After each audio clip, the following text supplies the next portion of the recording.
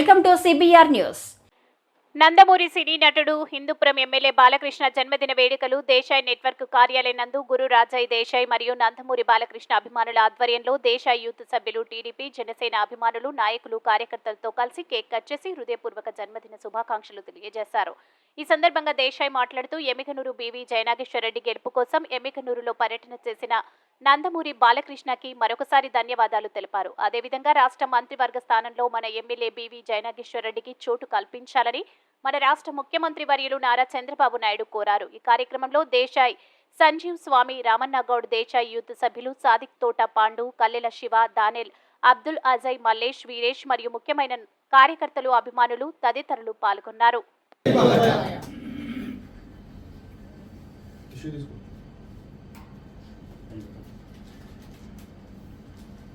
Jai Balayya. Jai Balayya.